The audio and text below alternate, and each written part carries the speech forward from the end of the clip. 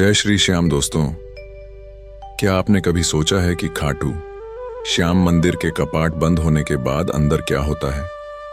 जब लाखों भक्तों की भीड़ छंट जाती है, जब शंख और घंटियों की आवाज थम जाती है, जब पूरा मंदिर सन्नाटे में डूब जाता है, उस समय श्याम बाबा क्या करते हैं?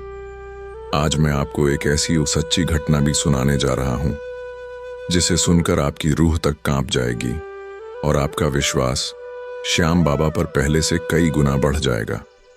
ये कहानी है उस भक्त की जो एक रात खाटू श्याम मंदिर में रुक गया था और जिसने अपनी आंखों से वो देखा जो आम इंसान कभी नहीं देख सकता।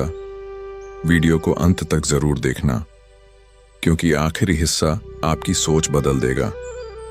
ये घटना है राजस्थान के सीकर जिले की। करीब 10 से 12 साल पहले की बात है। एक साधारण सा युवक, नाम मान लेते हैं उसका रमेश। रमेश की जिंदगी में सब कुछ ठीक नहीं चल रहा था।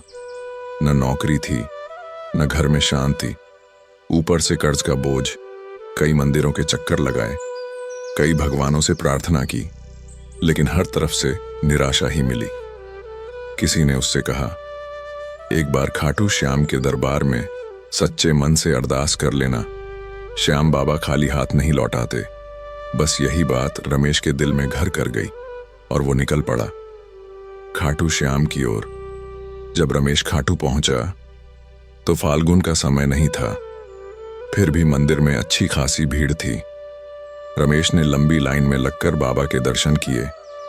आंखों में आंसू थे, दिल में दर्द था और जुबान पर सिर्फ एक ही बात, बाबा अब तू ही सहारा है।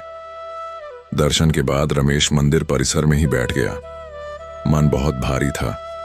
शाम कब हुई, आरती कब हुई, उसे पता ही नहीं चला। धीरे धीरे मंदिर बंद होने लगा। सेवादार भक्तों से बाहर जाने का अनुरोध करने लगे। रमेश ध्यान में इतना खोया हुआ था कि उसे एहसास ही नहीं हुआ कि मंदिर बंद हो रहा है। और कब मंदिर के मुख्य द्वार बंद हो गए, उसे पता ही नहीं चला। कुछ देर बाद जब उसने आंखें खोलीं तो चारों तरफ सन्नाटा था। घबराहट में उसने इधर उधर देखा और तब उसे एहसास हुआ, मैं मंदिर के अंदर अकेला हूं। उसके शरीर में डर की लहर दौड़ गई। लेकिन अजीब बात यह थी कि डर के साथ साथ मन में एक अजीब सी शांति भी थी। रात गहराने लगी। मंदिर में सिर्फ एक हल्की सी रोशनी थी। अचानक रमेश ने महसूस किया कि जैसे कोई चल रहा हो। उसने ध्यान से सुना, छन छन पायल की आवाज। उसका दिल तेज धड़कने लगा और तभी उसने देखा श्याम बाबा की मूर्ति से हल्की सी रोशनी निकल रही है। धीरे धीरे वो रोशनी तेज होने लगी और रमेश ने जो देखा उसकी आंखें खुली की खुली रह गईं। श्याम बाबा अपने सिंहासन से नीचे उतर रहे थे।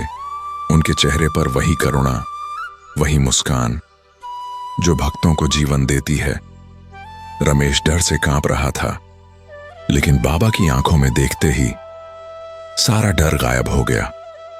बाबा ने कहा, डर मत, मैं अपने भक्तों से मिलने ही तो आता हूं। रमेश फूट फूट कर रोने लगा।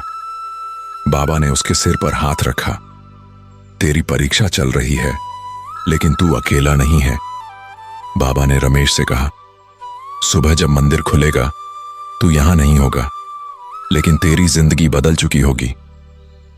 और देखते ही देखते वो रोशनी धीरे धीरे मूर्ति में समा गई।